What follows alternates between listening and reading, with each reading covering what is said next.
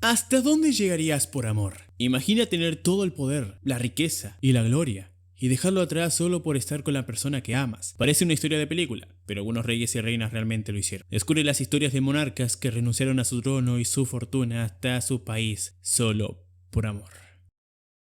Cuando Eduardo VIII subió al trono de 1936, toda la Gran Bretaña esperaba que se convirtiera en un monarca fuerte, digno de la corona que había heredado. Pero Eduardo tenía otros planes, o mejor dicho, otros intereses. Entre todas las responsabilidades reales había algo, o mejor dicho, alguien que le importaba más que todo: Wallis Simpson, una mujer estadounidense con la que estaba completamente enamorado. El problema era que Wallis no era precisamente la candidata ideal para ser reina. Había estado casada 2 veces y la monarquía británica tenía reglas muy estrictas sobre eso. La Iglesia de Inglaterra, la nobleza y hasta el Parlamento estaban escandalizados. El dilema estaba claro: o renunciaba a Wallis o renunciaba al trono, y Eduardo sin dudarlo eligió el amor. En un discurso que quedó para la historia le dijo al mundo entero: no puedo reinar sin la mujer que amo. Así, en menos de un año pasó de ser el hombre más poderoso del Reino Unido a simplemente el duque de Windsor. Eduardo y Wallis se exiliaron en Francia, donde vivieron una vida llena de lujos, fiestas y encuentros con personalidades de la época. Pero aunque parecían felices, la sombra de su decisión lo acompañó hasta el final. Para la familia real, él se convirtió en el rey que traicionó a su deber. Nunca pudo regresar a su país como miembro activo de la monarquía, y cuando murió en 1972 fue enterrado en Inglaterra, pero lejos del protagonismo que una vez tuvo. Mientras tanto, Wallis vivió sus últimos años prácticamente sola. Había ganado el amor,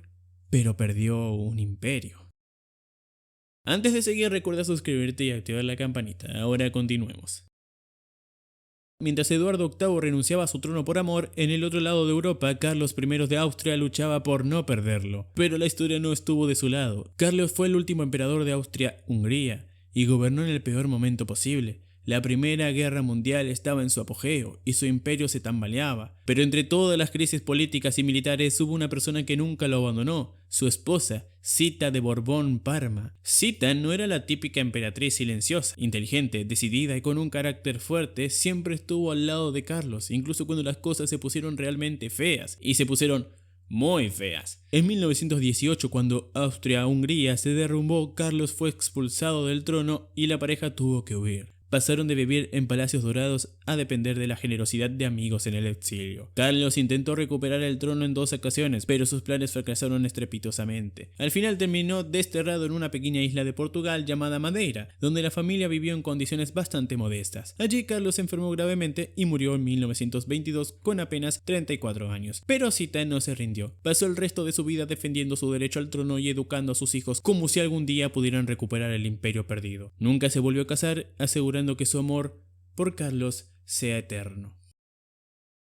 Pero mientras Carlos I peleaba por un trono que le arrebataban, Cristina de Suecia renunció al suyo por voluntad propia, y lo hizo de la forma más escandalosa posible. Cristina se convirtió en reina cuando tenía apenas 6 años, tras la muerte de su padre, el rey Gustavo II Adolfo. Desde pequeña demostró que no era una monarca común. Le apasionaban los libros, la filosofía y las artes, y tenía una personalidad fuerte e impredecible. Le gustaba vestirse con ropa considerada masculina en la época, rechazaba la idea de casarse y gobernaba de una manera que desconcertaba a la corte. Con el tiempo, Cristina se dio cuenta de que la monarquía no era para ella. Las responsabilidades, las reglas y la presión de casarse y tener hijos le resultaba insoportable. En 1654, en una decisión sin precedentes, abdicó al trono y dejó Suecia atrás. Se fue a Roma, donde causó sensación: una ex reina protestante convertida al catolicismo, con opiniones políticas y filosóficas que dejaban a todos boquiabiertos. Vivió su vida con la libertad que siempre había deseado, participando en debates intelectuales, coleccionando arte y tomando decisiones sin tener que rendir cuentas a nadie. Nunca se casó ni tuvo hijos, y hasta el final de sus días fue fiel a su propio deseo de independencia. Donde otros reyes luchaban por conservar su poder, Cristina hizo lo contrario: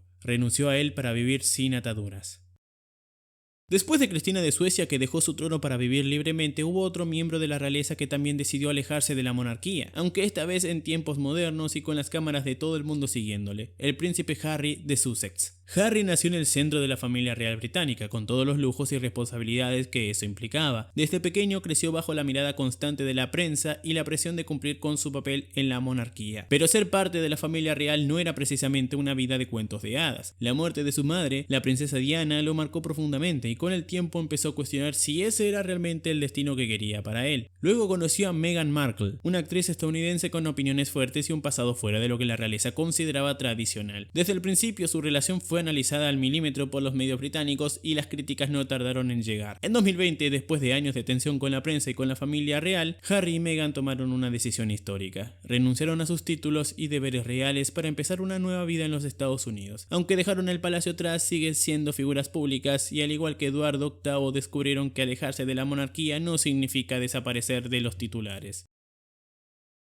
Mientras Harry y Meghan decidían alejarse de la realeza británica para vivir su propio cuento de hadas en Estados Unidos, en Japón la princesa Sayako tuvo que enfrentar una decisión aún más drástica. A diferencia de otras monarquías donde renunciar a los títulos es raro, en la familia imperial japonesa hay una regla inquebrantable. Si una princesa se casa con un plebeyo, pierde su estatus real y se convierte en una ciudadana común. Sayako, hija del emperador Akihito, creció dentro de una de las monarquías más tradicionales del mundo, con protocolos estrictos y un estilo de vida que poco tenía que ver con el de cualquier persona normal. Pero el amor no sigue reglas, y ella se enamoró de Yoshiki Kuroda, un urbanista sin sangre azul. Casarse con él significaba dejar atrás su título de princesa, sus privilegios y hasta su vida en el palacio. En 2005 tomó la decisión, renunció a su estatus y comenzó una nueva vida, aprendiendo a hacer tareas cotidianas como hacer la compra y cocinar, cosas que nunca había necesitado hacer antes. Su historia demostró que incluso en el siglo XXI la monarquía sigue poniendo límites al amor.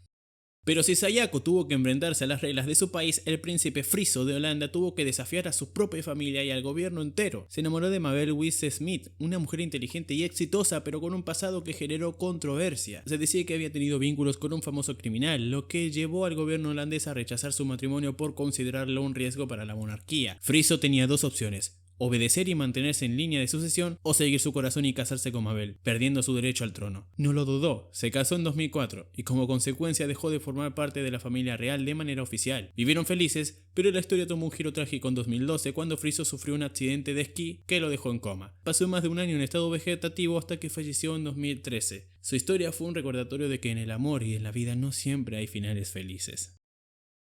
Mientras el príncipe Friso de Holanda renunciaba a su lugar en la familia real por amor, en Bélgica el rey Leopoldo III también vivió una historia que sacudió a su nación, pero esa vez el problema no era solo el amor, sino la guerra. Leopoldo III se convirtió en rey en 1934 tras la trágica muerte de su padre Alberto I. Su primer matrimonio con la reina Astrid fue un cuento de hadas real, pero terminó en tragedia cuando Astrid murió en un accidente de coche en 1935. Devastado, Leopoldo continuó gobernando, pero el destino tenía preparado otro giro inesperado. Durante la Segunda Guerra Mundial, Bélgica fue invadida por los nazis, y Leopoldo tomó la controvertida decisión de rendirse en lugar de exiliarse y continuar la lucha. Mientras su pueblo sufría la ocupación, él permaneció en el país. Y en ese tiempo se enamoró de Lilian Biles, una joven de la nobleza belga. En 1941, en plena guerra, se casaron en secreto, un escándalo para los belgas que veían en Leopoldo una figura polémica. Cuando la guerra terminó, Leopoldo fue acusado de colaborar con los nazis y la tensión política lo obligó a abdicar en 1951, en favor de su hijo Balduino. Aunque perdió la corona, permaneció junto a Lilian hasta el final de sus días, viviendo alejado de la vida pública y demostrando que para él su amor era más importante que su trono.